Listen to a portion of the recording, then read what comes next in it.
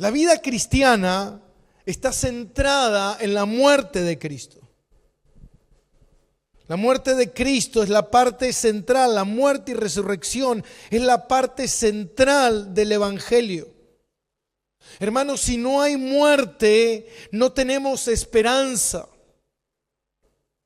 Si no hubiese una muerte, no habría un sustituto.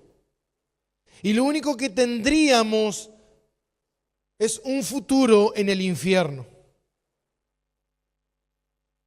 Por eso Cristo, el Hijo de Dios, tuvo que venir a morir y a buscar a aquellos que el Padre había escogido desde antes de la fundación del mundo para salvación.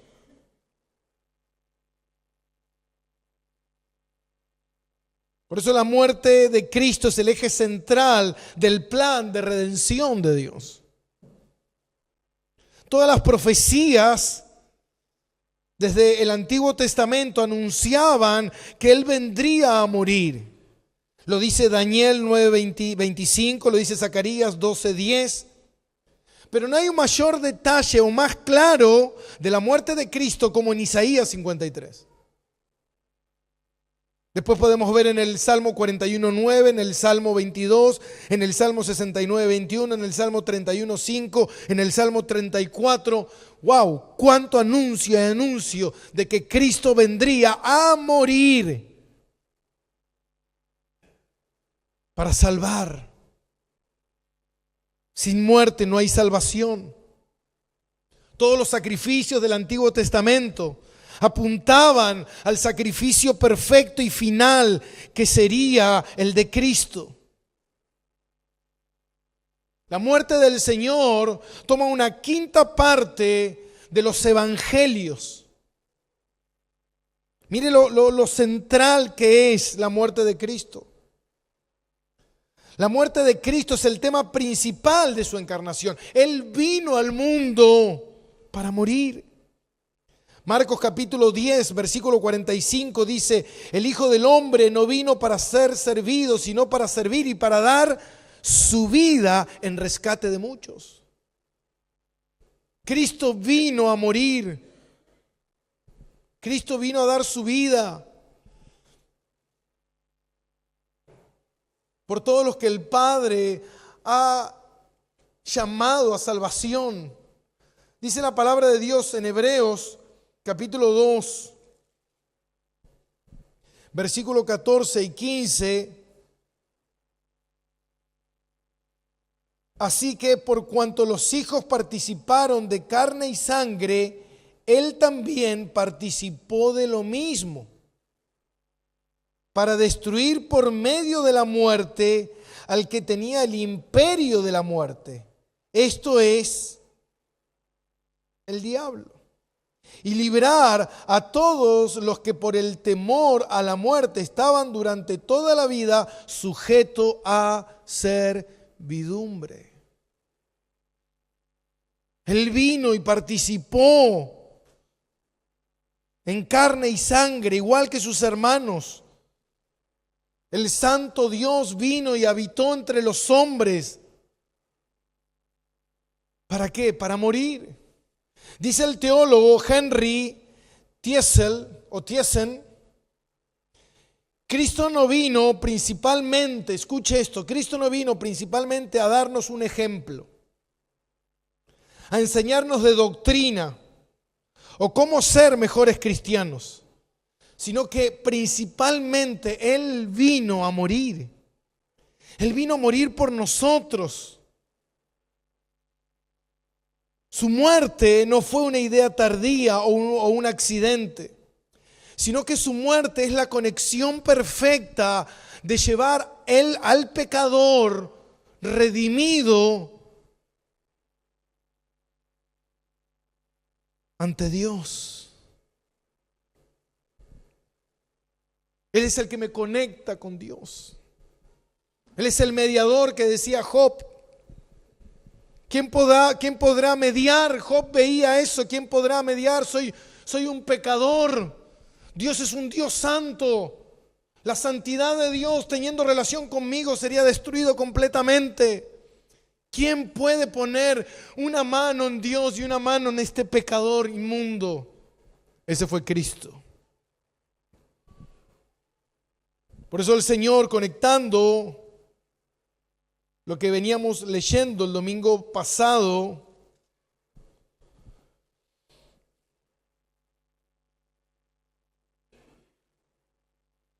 que Él habló en el versículo 24, capítulo 12, versículo 24, de cierto os digo que si el grano de trigo no cae en tierra y muere, queda solo, pero si muere, lleva mucho fruto.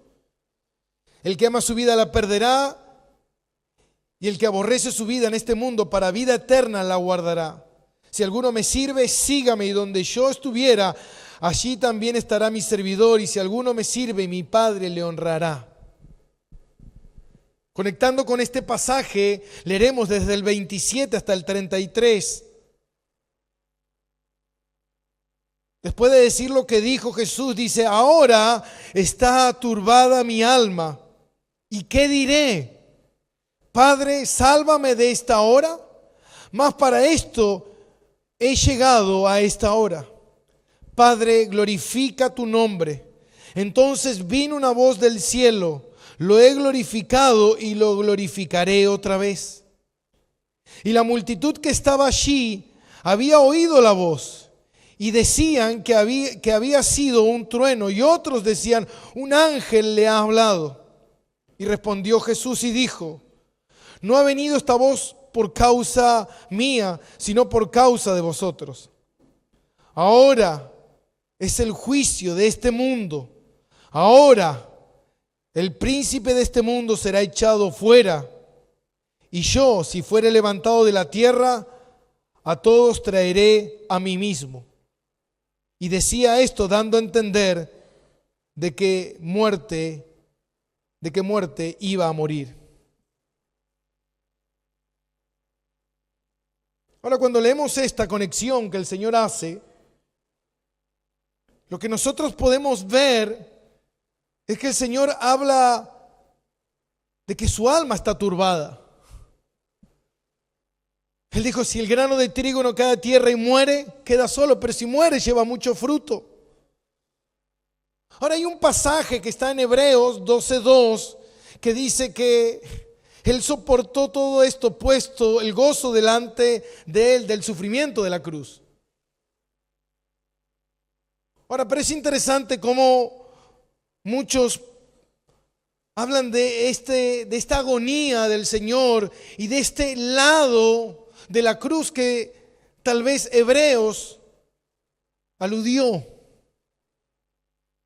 o no habló. De que hay un lado de la cruz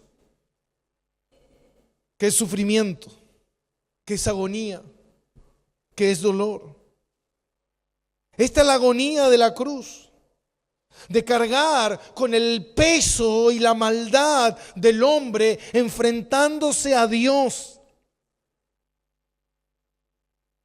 Muchas veces la gente cree que Cristo vino y murió para pagarle al diablo o arrebatarle al diablo las almas. No, mi hermano, Cristo vino y murió para satisfacer la justicia de Dios, enfrentando la ira de Dios por el pecado, por el pecador, y derramando toda esa ira contra su Hijo.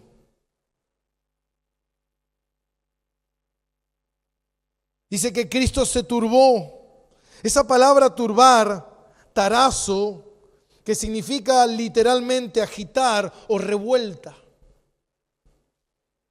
Pero es interesante porque esta palabra agitar está hablando de un espíritu agitado, de una mente agitada, como el Señor se encontraba. Y este verbo en tiempo perfecto sugiere que esta era una lucha continua del Señor, continua. ¿Y por qué quiero frenar por un momento aquí? Porque muchas veces nosotros pensamos que el Señor fue a la cruz de manera indiferente, o fue a la cruz sin sentimientos, O bueno, el Señor podía, el Señor no le costó ir a la cruz. No, mi hermano, le costó mucho ir a la cruz. El Señor sufrió ir a la cruz. Como cuando Él estaba orando en Getsemaní. Él agonizaba, el Señor estaba agonizando por la muerte vergonzosa, cruel e injusta que le esperaba. Dice la palabra de Dios en Juan 10, 17 y 18. Por eso me ama el Padre, porque yo pongo mi vida para volver a tomarla. Nadie me la quita, sino que yo de mí mismo la pongo, y tengo poder para ponerla y tengo poder para volver a tomarla. Este mandamiento recibí de mi Padre. A Jesús nadie le arrebató la vida, Él la entregó voluntariamente. Jesús se entregó al dolor, se entregó al sufrimiento, se entregó al castigo, se entregó a la ira de Dios que sería derramada con toda la violencia, con toda la ira de Dios sobre Él. Por eso Él dice: ¿y qué diré, Padre? Sálvame de esta hora, mas para esto he llegado a esta hora. El Señor dice: esta es mi hora. Este es mi momento, es el momento del mayor dolor y mayor sufrimiento para rescatar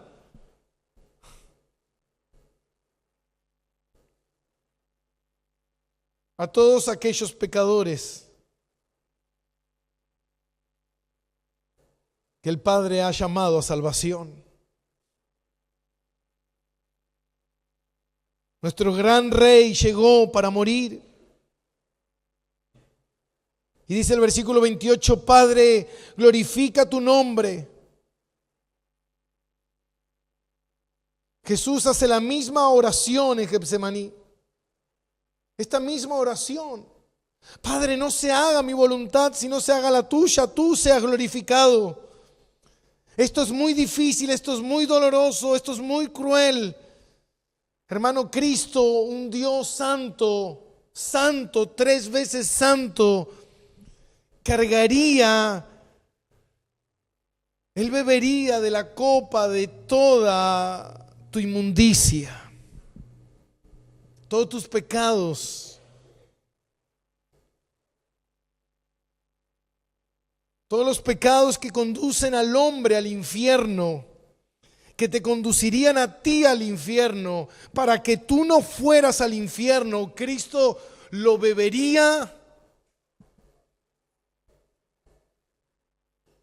Sería juzgado, cruelmente castigado, y la ira de Dios se derramaría sobre él con todo furor. Y él moriría en tu lugar. Dice el versículo 28 que cuando el Señor oró así, entonces vino una voz del cielo: lo he glorificado y lo glorificaré otra vez. Esta es la tercera vez que relata la Biblia la voz de Dios. La primera fue cuando él fue bautizado, recuerden, al salir. La segunda fue en el monte de la transfiguración. Este es mi hijo amado, a él oídle. Y los que estaban ahí, Pedro, Jacobo y Juan, amén, quedaron atónitos con eso y querían hacer una enramada y quedarse ahí en la presencia de Dios. No querían descender, pero estaban entendiendo, estaban disfrutando lo que estaba ocurriendo. Era algo maravilloso. Estaban entendiendo. ¿Y por qué repito esa palabra de entender? Porque es lo que yo venía diciendo desde el principio. Nadie que no ha nacido nuevo puede llamar al Señor Jesús Señor. Nadie que verdaderamente es un hijo de Dios puede tener parte en las cosas de Dios. Recuerden que Jesús, cuando estuvo caminando sobre la tierra, mucha gente lo oía. Mucha gente escuchaba sus enseñanzas. Judas estuvo 3 años y medio con el Señor, pero jamás nació de nuevo. Jamás se arrepintió de sus pecados. Simplemente seguía detrás de Cristo a ver qué podía morder, a ver qué podía alcanzar, a ver qué podía arrebatar.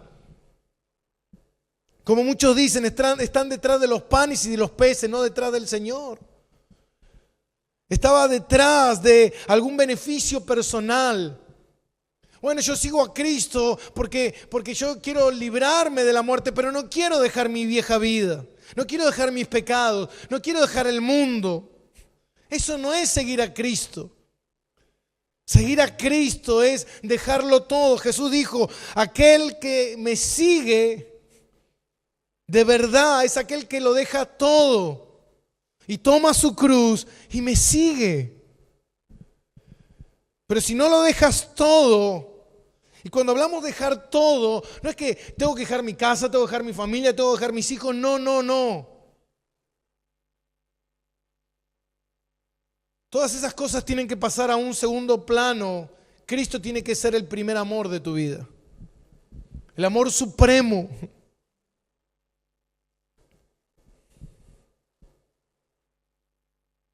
No, hoy yo no vengo a la iglesia porque si yo vengo a la iglesia, ¿sabes qué? Mi familia se enoja conmigo porque vengo a la iglesia. Bueno, Dios entiende.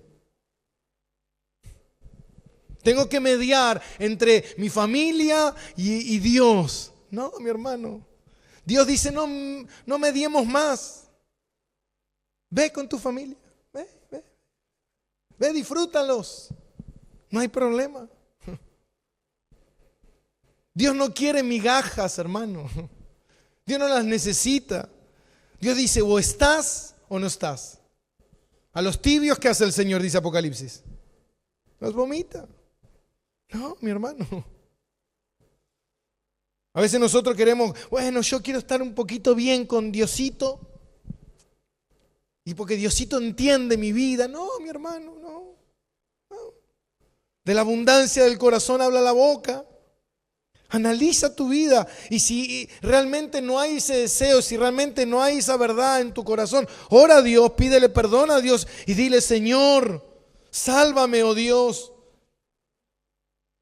Porque esto no se hace con fuerza humana, mi hermano. La vida cristiana no es con fuerza humana. No, ¿sabe lo que me cuesta venir a la iglesia? Que no te cueste más, hermano, no vengas. No vengas, no hay problema. No, ¿sabe lo que me cuesta levantarte? No te levantes. Esto no es para los que le cuesta, esto es para los que le aman.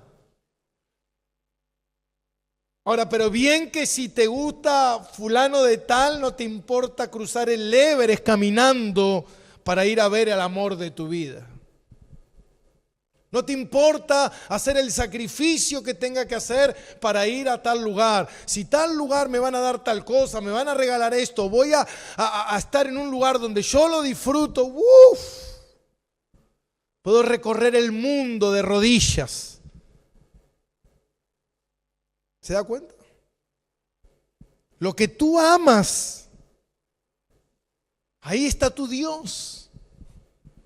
Ahí está tu corazón y ahí es donde tú pasarás la eternidad. Ahí mismo.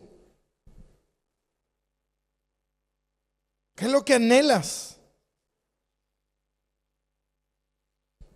Por eso la multitud, y acá es interesante el versículo 29, la multitud que estaba allí había oído la voz. Y decían que habían oído un trueno y otros decían, un ángel le ha hablado. Ellos, al oír esto, no podían entender la importancia de lo que estaba ocurriendo. Ellos intentaban buscarle una lógica a lo que habían escuchado, a lo que había ocurrido. Pero no llegaban a comprenderlo con exactitud. Juan sí, aquí lo relata Juan. Muchos entendieron lo que se oyó, pero muchos no entendieron. Simplemente fue un murmullo, fue un malentendido, fue no sé qué fue un trueno o algo, un ángel, algo ocurrió, un ruido, una explosión. ¿Recuerdan lo que le ocurrió a Pablo en Hechos 9? Cuando él iba camino a Damasco y de repente el estirado del caballo y una voz le habla: Saulo, Saulo, ¿por qué me persigues? Y los que estaban con él vieron algo, oyeron algo, pero no entendieron, no comprendieron. ¿Por qué no comprendieron? Porque no podían entender. La multitud intentaba entender este fenómeno. Lo que no estaban entendiendo es que si tú no entiendes lo que estaba ocurriendo es un juicio de Dios. Hermano, oír la palabra de Dios es un fuego. O te derrite o te destruye. ¿Es un fuego para salvación o es un fuego para destrucción? El castigo va a ser menos severo a aquel que no la escuchó, pero aquel que la escuchó y no la obedeció, dice la palabra, no lo digo yo. Ay, pastor, no me gusta lo que está predicando. ¿No tiene otro mensaje más alentador? Algo que diga que si creemos en Cristo todo nos irá bien. No, hermano, eso los consigues en YouTube, están por todos lados.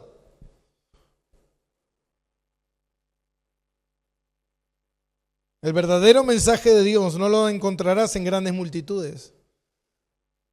Lo encontrarás en pequeños grupos, donde hasta mucha gente dirá: yo creo que incluso ni Dios está ahí.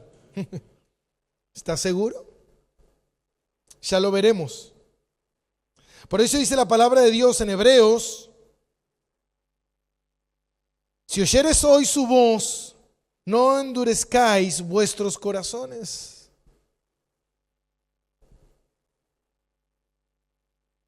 La gente estaba ahí, había oído este fenómeno, pero querían buscarle una lógica, querían buscarle una manera de comprender eso. Como yo dije hoy al principio en Juan 8:43, Jesús dijo: ¿por qué no entendéis mi lenguaje? ¿Por qué no podéis escuchar mis palabras? ¿Por qué? Porque las palabras del Señor no tienen cabida. Por eso obviamente los falsos predicadores toman la Biblia y la destruyen para tomar simplemente pequeñas palabras para decir lo que ellos quieren decir. ¿Sabe quién hacía eso? ¿O quién hace eso? Satanás. Satanás conoce la Biblia, ¿recuerdan? Cuando Jesús estuvo en el desierto tentado por 40 días, ¿qué le dijo el diablo? Escrito está. Mira, Jesús, si tú haces esto, porque está en la palabra, le dijo. Pero el diablo lo que estaba haciendo, ¿qué era? Distorsionando la palabra, utilizándola para que la palabra haga y diga lo que yo quiero, no obedeciéndola, sino torciéndola. Por eso hoy hay tanta gente torciendo la palabra. Por eso lo más importante siempre, donde usted se congregue, donde usted vaya, que se predique expositivamente la palabra. Si usted no se congrega aquí, se congrega en otro lado, fíjese que se predique expositivamente. ¿Qué significa la palabra expositiva? Que se exponga todo el texto, toda la carta. O usted cuando agarra una carta y dicen: hola, sí, mira, me llegó una carta. ¿De quién te llegó? No, me llegó una carta del juzgado. y lee y dice, sí, ¿qué dice la carta? No, dice que la fecha. Y el resto, no importa la fecha. No importa lo que dice. Dice, saludo atentamente. Listo, ahí está, perfecto. Pero lee toda la carta para entender el contenido. ¿O usted no lee la letra chica? ¿Nos pasa o no nos pasa? Predicar expositivamente es eso. Cuando antiguamente se entregaba a una iglesia una carta, una epístola, se leía completamente y se estudiaba porque venía un mandato de parte del Señor por medio de los apóstoles para vivir. En el primer concilio que se hace en Jerusalén, ¿de qué debían hacer? Si nos circuncidamos o no nos circuncidamos, si comemos o no comemos. Y cuando los apóstoles, los enviados del Señor, llegaron a una determinación por parte del Señor y fue enviada esa notificación, no, bueno, cada uno haga lo que quiera. No. Nosotros nos sujetamos a la palabra. ¿Por qué nos congregamos el domingo? ¿Por qué el domingo es el día del Señor? Bueno, ¿por qué? Porque es lo que la iglesia hacía.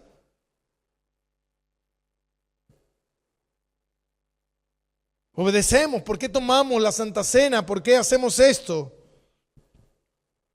¿Por qué no hacemos actos proféticos? Porque, hermano, eso no tiene nada que ver con el Señor. Eran cosas que el Señor establecía antes de que la palabra esté terminada, el canon esté terminado.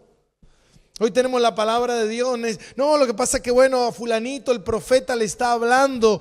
¿De dónde es eso? Hermano, antiguamente los profetas escucharon la voz de Dios. Pero ¿sabe? Todo lo que escucharon está acá. Y lo que usted escuchó no está acá.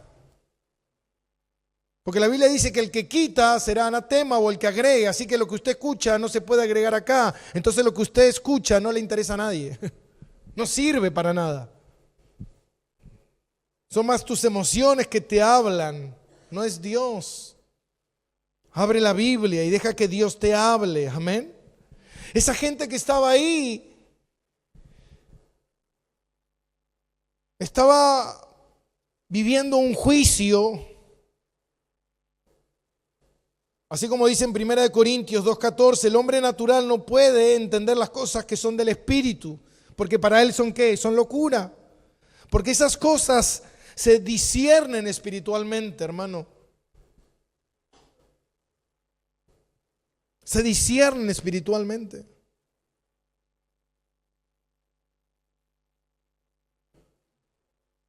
Mucha gente en los primeros años de la iglesia se acercaba a la iglesia. El apóstol dijo, salieron de nosotros, pero ¿qué? No eran de nosotros. Estaban ahí, pero iban ahí a ver qué pasaba. Vi luz y entré. Me quedé, me escuché, buena gente, buenos amigos, charlamos, tomamos unos mates. Pero cuando viene la verdadera prueba de fe, cuando viene verdaderamente, bueno, déjalo todo y sigue al Señor. No, Señor, me excuso. Tengo muchas excusas. Tengo una vida, tengo una familia, tengo esto, ¿sabes qué? Tú no tienes nada, porque la Biblia dice que si no tienes a Cristo, no tienes nada. Y si lo tienes a Él, lo tienes todo. Y si tienes a Cristo, sigue a Cristo, porque es lo más importante. ¿De qué te sirve llegar al final de tus días con título, con familia, con casa, con empresa, con dinero, con esto, si al final de cuentas nada de eso te va a servir?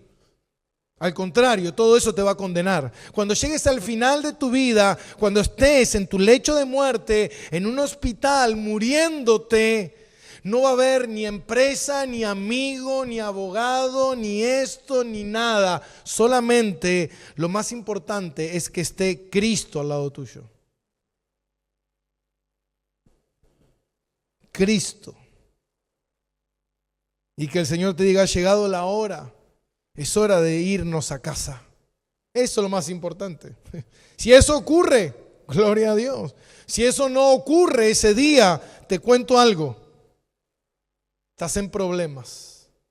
Y un problema de que jamás vas a poder salir.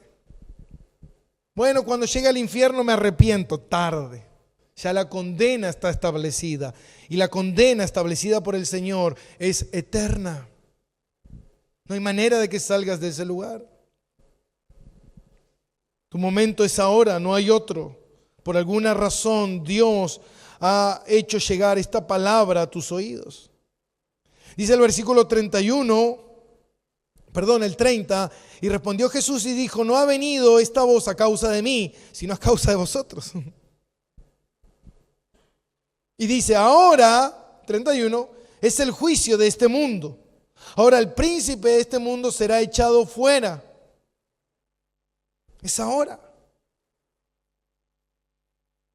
¿De qué mundo está hablando? Está hablando del sistema del mundo. Y todos los que no escucharon la voz de Dios y que aman su vida y aman su pecado y no van detrás de su Salvador, serán echados con su príncipe, Satanás. Donde Satanás va, todos sus séquitos también van. Jesús dijo: ustedes son hijos del diablo, así que su papá y sus hijitos van todos juntitos. Me salió la rima. Pero Jesús dijo: donde yo estaré, ustedes estarán. Por eso es necesario que yo me vaya, dijo el Señor. Les iré a preparar lugar para todos ustedes. Ustedes y yo, uno somos en el Señor. No hay separación. Estamos unidos. O estás unido a Satanás y crees que no. Bueno, yo estoy en un punto medio. Yo soy un gris en la vida. Todavía no tengo decidido. Mira, ¿sabes qué? No. En realidad lo que tú crees que no está decidido, ya está decidido. Y te lo cuento ahora, quizás te lo revelo ahora. Y quizás te choca, pero si no eres hijo de Dios, la Biblia dice, eres hijo del diablo. No hay punto gris. ¿Y cómo sé si soy hijo de Dios? Es simple. Jesús dijo: por sus frutos los conocerás. Dime cuáles son tus frutos y te diré si eres un hijo de Dios o no. Eso debes analizar en tu vida. La palabra de Dios misma nos manda a nosotros a analizarnos si estamos verdaderamente en la fe o no. Si verdaderamente tengo una fe salvífica o tengo una emoción o tengo un ligero entendimiento. O, hermano, hay millones de personas en el mundo, todo el mundo es creyente. Todo el mundo. Porque si crees en el Señor, eres salvo. Y se toman de eso. Si crees, eres salvo. Como yo creo, ya soy salvo. Pero está mal enseñada esa palabra creer. Porque esa palabra creer significa confiar, significa entregarse, significa obedecer, significa seguir. No es creer con un intelectualismo, como ¿cuántos saben que Argentina tiene un presidente? Sí, sabemos. ¿Saben cómo se llama? Sí, sabemos. ¿Lo conoces? Si tú lo ves por la calle, ¿sabes quién es Messi? Sí, lo veo y digo: este es Messi. ¿Pero lo conoces? Sí. No, lo conoces de manera física. Solamente Antonella lo conoce. Por eso cuando el Señor habla de conocer, habla de intimidad. Cuando dice que José conoció, después del nacimiento de Jesús, José conoció a María, que antes no la conocía, que era una extraña. No, está hablando de conocer íntimamente. No como los católicos que creen que María siempre fue virgen, santa, pura y después de casada. Y no significaba que después de casada no pudiera tener relaciones con José porque era su marido. Pero la palabra es clara y dice que conoció, conocer en la intimidad.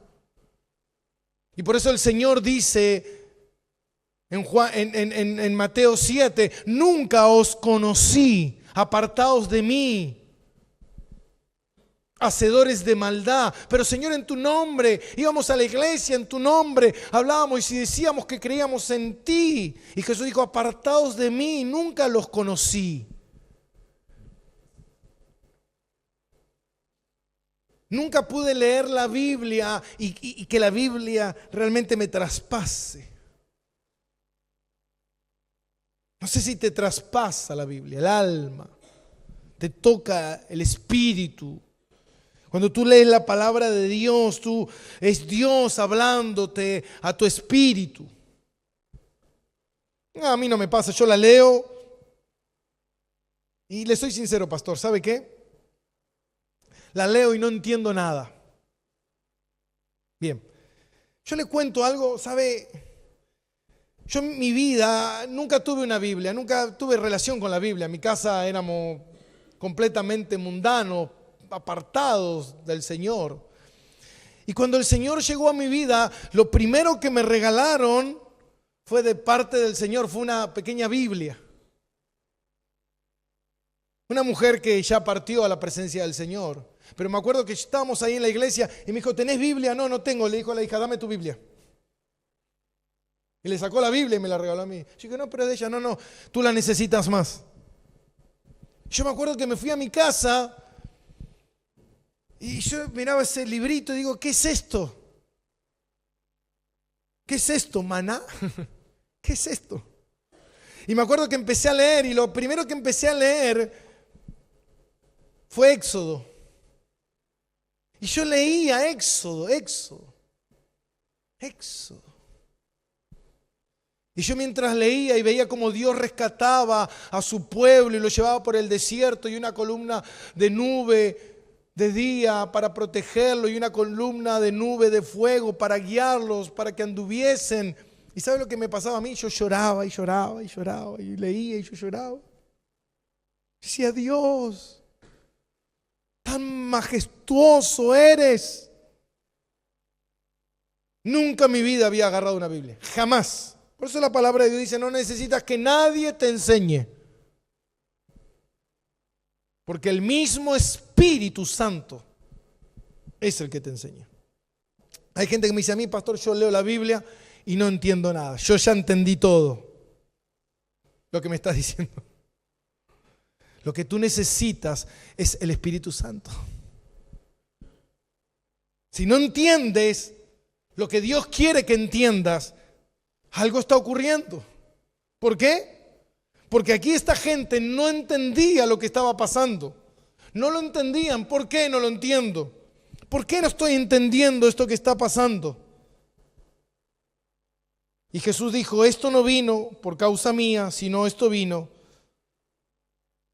por causa de ustedes. Ahora es el juicio del sistema del mundo. El diablo, el príncipe de este mundo será condenado, echado afuera cuando llegue el momento, al infierno. Él y todos sus seguidores. Versículo 32, y Jesús hace un contraste con esto de el diablo que será echado fuera y dice, y yo si fuera levantado de la tierra a todos atraeré a mí mismo. Y esto dando a entender de qué muerte iba a morir. Lo que el Señor está diciendo es, el diablo va a ser echado fuera, él es derrotado, él es condenado. Yo con mi muerte, que ustedes creen que es una derrota, en realidad, ¿qué es? Es una victoria. Porque mi muerte es para la destrucción de Satanás, de sus planes y sus propósitos y el gobierno que él tiene sobre ustedes. Yo voy a pagar ante el Padre y quitarle la potestad al infierno. Lo que es una muerte y parece una derrota es una victoria, porque él se levantará. Y así como Él se levantará, Él será sentado en los lugares más altos. Y por el sacrificio que Él hizo de morir por sus escogidos, Él los traerá a Él. Estarán con Él, le pertenecerán a Él. Y donde yo estaré, ellos estarán conmigo. Hermano, no hay acceso a Dios sin cruz. No hay acceso a Dios sin cruz. Y con esto termino. Su muerte fue el acto más doloroso, cruel e injusto de la historia. El único santo, 3 veces santo, justo, muriendo en lugar de pecadores injustos. Este acto, el acto más doloroso, pero también fue el acto más grande de valor, amor y obediencia que jamás hayamos visto. La cruz es el acto más hermoso, mi hermano, para el pecador.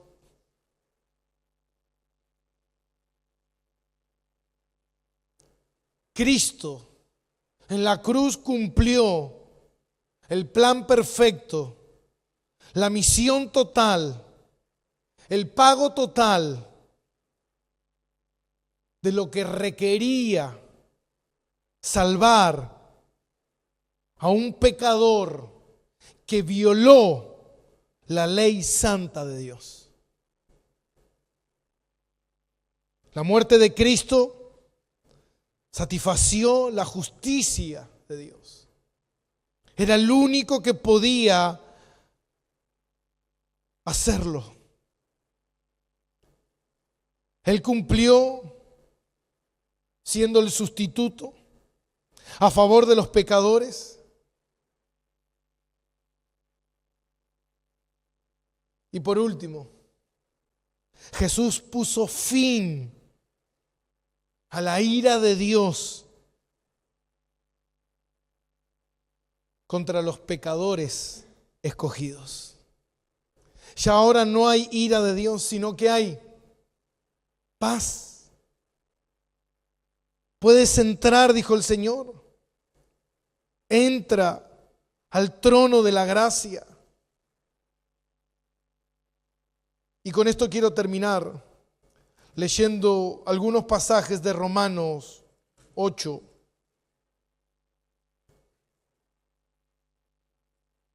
Romanos 8.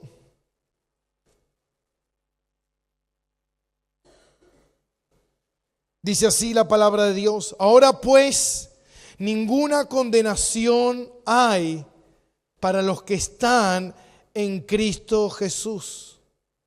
Los que no andan conforme a la carne, sino conforme al Espíritu. Versículo 31. Pues, ¿qué diremos a esto? Si Dios es por nosotros, ¿quién contra nosotros? El que no escatimó ni a su propio Hijo, sino que lo entregó por todos nosotros, ¿cómo no nos dará también con Él todas las cosas? ¿Quién acusará a los escogidos de Dios? Dios es el que justifica. ¿Quién es el que condenará? Cristo es el que murió, más aún el que también resucitó, el que además está a la diestra de Dios, el que también intercede por nosotros. ¿Quién nos separará del amor de Cristo? ¿Tribulación? ¿O angustia? ¿O persecución? ¿O hambre? ¿O desnudez? ¿O peligro? ¿O espada? Como está escrito, por causa de ti somos muertos todo el tiempo, somos contados como ovejas de matadero. Antes, en todas estas cosas somos más que vencedores por medio de aquel que nos amó. Por lo cual estoy seguro de que ni la muerte, ni la vida, ni ángel, ni principado, ni potestad, ni lo presente, ni lo porvenir, ni lo alto, ni lo profundo, ni ninguna otra cosa creada nos podrá separar del amor de Dios que es en Cristo Jesús, Señor nuestro. Señor nuestro.